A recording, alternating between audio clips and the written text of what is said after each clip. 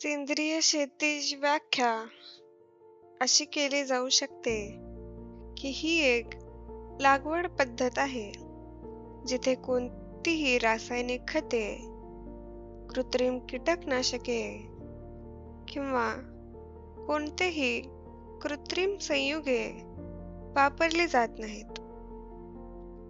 सेंद्रिय शेती नैसर्गिक खते, कीटक आणि रोगांवर नियंत्रण ठेवण्यासाठी जैविक कीटकनाशके वापरून शाश्वततेला प्रोत्साहन देते आणि ती सेंद्रिय खत आणि इतर सेंद्रिय संयुगे वापरण्यास प्रोत्साहितही करते.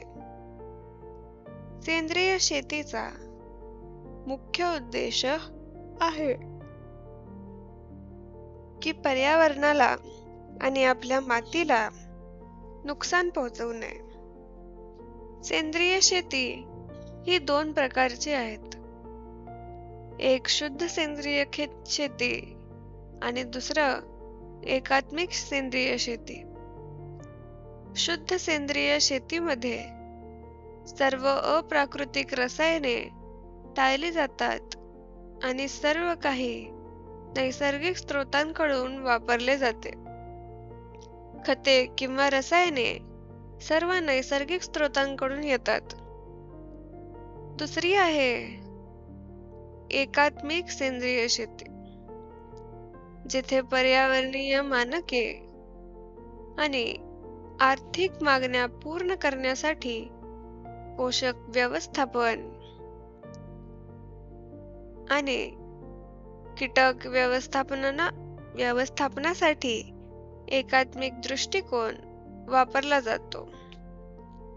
सेंद्रिय शेतीचे मुख्य तत्व मातीचे तसेच वनस्पती, प्राणी आणि एकूणच संपूर्ण ग्रहाच्या आरोग्यावर आधारित आहे. पुढील तत्व आहे पारिस्थितिकी. सेंद्रिय शेती नैसर्गिक चक्रांना आणि सजीव प्रणालींना समर्थन देते, ज्यामुळे या सर्व सजीवांना एक प्रकारचा आधार मिळतो. सेंद्रिय शेतीची काही महत्त्वाची तत्वे आहेत, जी मातीचे, रोपांचे, सजीवांचे आरोग्य आणि एकूणच आरोग्यावरती आधारित आहे. इतर तत्वे आहेत पारिस्थितिकी, निपक्षता आणि काळजी. सेंद्रिय शेतीने पर्यावरणातील नैसर्गिक चक्रांना आणि सर्व सजीव प्रणालींना समर्थन दिले पाहिजे. सेंद्रिय शेती पर्यावरण आणि वनस्पतींमधील संबंधांवर आधारित असावी. आता सेंद्रिय शेतीची 4 महत्त्वाची तत्वे आहेत. 1 आरोग्य, 2 पारिस्थितिकी, 3 निपक्षता आणि 4 काळजी. सेंद्रिय शेतीची तत्वे एकूणच मातीचे आरोग्य सुधारणे, पिके, प्राणी आणि ग्रहावरील शाश्वतता वाढवण्यावर आधारित आहे. सेंद्रिय शेती पर्यावरणाचा विचार करून आणि भविष्यातील पिढ्यांसाठी विचार करून केली पाहिजे. सेंद्रिय शेतीला प्रोत्साहन देण्याचा मुख्य उद्देश जास्त प्रमाणात उच्च गुणवत्तेचे अन्न उत्पादन करणे, मातीची सुपीकता वाढवून कीटकनाशके आणि कृत्रिम खतांचा वापर कमी करणे टाळणे, जनुकीय विविधता संरक्षित करणे, नैसर्गिक शेती प्रणालीच्या चक्रांना प्रोत्साहन देणे. घरगुती बागेत सेंद्रिय शेतीचा अनुभव. आता मी तुम्हाला माझ्या स्वतःच्या किचन गार्डन मध्ये सेंद्रिय शेतीचा प्रयत्न कसा केला आहे हे दाखवते.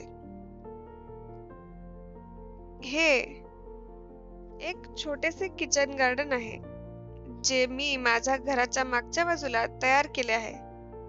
आता हिवाळ्याचा हंगाम आहे, त्यामुळे मी फुलकोबी, ब्रोकोली, कोबी यांसारख्या काही हंगामी भाज्या लावल्या आहेत आणि मी कोथिंबीर आणि पालक यांसारख्या काही पिकांची मिश्र लागवड देखील केली आहे.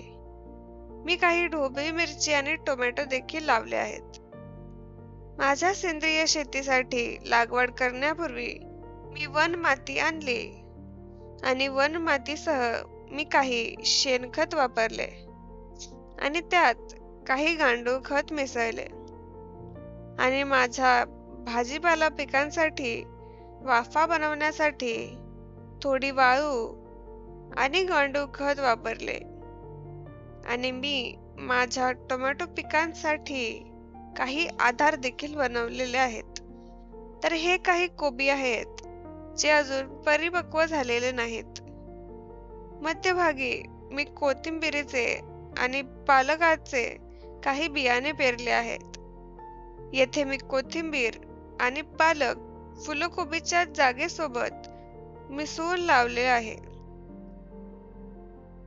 आणि ही टोमॅटोची रोपे मी वाढवली आहेत आणि मी त्यांना आधार दिला आहे आणि याच मिश्रणाचा वापर मी या भाजीपाला पिकांसाठी केला आहे.